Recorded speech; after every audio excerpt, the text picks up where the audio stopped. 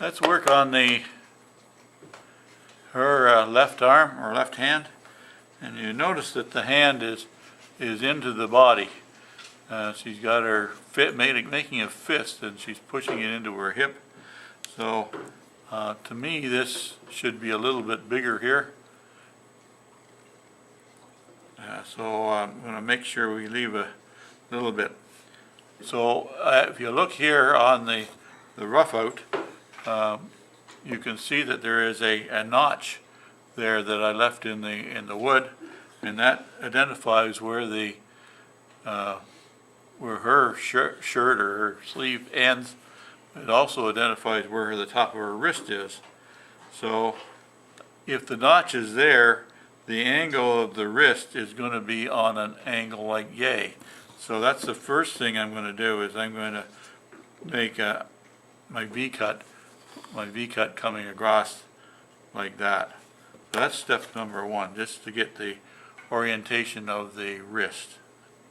So once you've got that angle this way on the wrist, then likewise it comes up on the front as well. So that turns so that once you've found the top edge here, then you can create the wrist coming this way as well. Okay? So it looks something like that. So you can see that I've started to create the plane. So now the plane on the back of her hand is going to, from the wrist, is going to come down, and then the fingers are going to start curling in the shape of a fist. And that's looking at it from the side view. So this length here is important to get, because that length is the same as this width over here. Okay? So I'm going to flatten this out a little bit more. I'm going to create a little bit longer plane in here, so that then I can curl the fingers, something like that.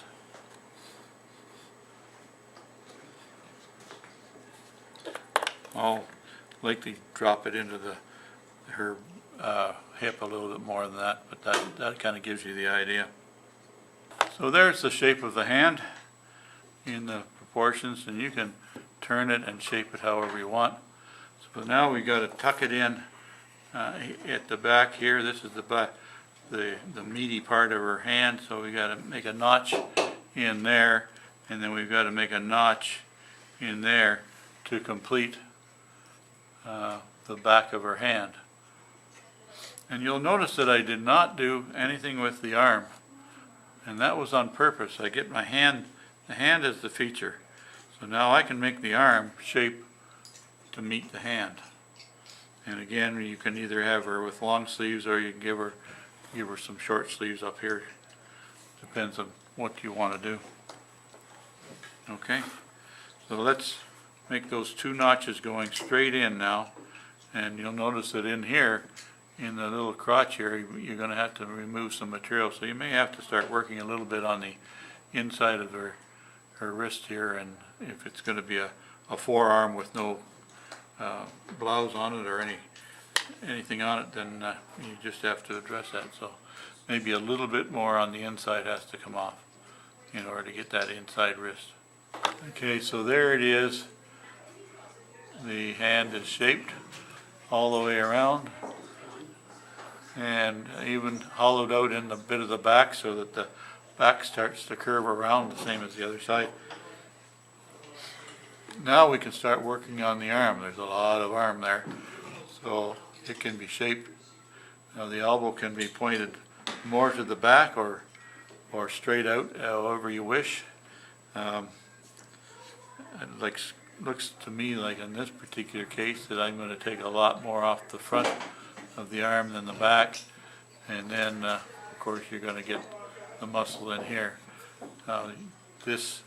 Keep in mind that this shoulder here, her left shoulder, is higher than her right shoulder, and that's because the arm is pushed up the shoulder.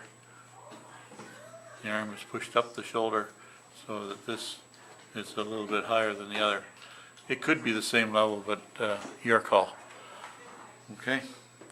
Try and keep the lengths of the arms close to being the same, and you can see that in this case I'm going to take a lot more material out of the inside of the arm than the outside of the arm in order to make that length. There's the length of the arm is on the outside, not on the inside. So you're going to remove more material on the inside than on the outside. Okay?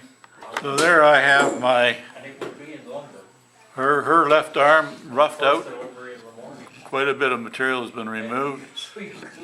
While you're away for coffee, I worked on the other arm as well. I got it thinned down quite a bit. Still a lot more material to remove. Now I've got to work on her chest, and I've got to work on her back. And you'll notice that there's a lot of material in here, and we want to hollow out this back in here quite a bit more. I've done it on my original one here, and you can see how much I've hollowed that out. There's quite a bit of hollow in through that area. But I like to leave the section from here across on the shoulder blades here. I like to leave that a little bit more prominent, so that then there's a taper comes out from the arm to the middle of the basically to the center line. But get this hollow going down this way, and then you can round it over the edges and get that nice girl figure on the back. And quite naturally then it just follows down that you can create the bum. And if she's got a tight pair of like if the dress or skirt is tight, then this is pulled tight across both ways, and so there's not very much of a hollow in the bum, in the middle of the bum. If it's slack, if it's loose, then it's a different story. So the same thing applies with her breast, only there tends to be a slight hollow in the center separating them. Not as much of hollow as what Lloyd has on his, but there is there is a hollow in there. So I'll leave that up to your imagination. But once again, that shape coming around her belly and around the middle of her back, if you can get that kind of a more even roundness to it, it'll lead to a better carving. So I'll go ahead and start doing that. I'll use my big gouge to do that, and I work it across the grain and get that flat shape this way first, and then I start to round it.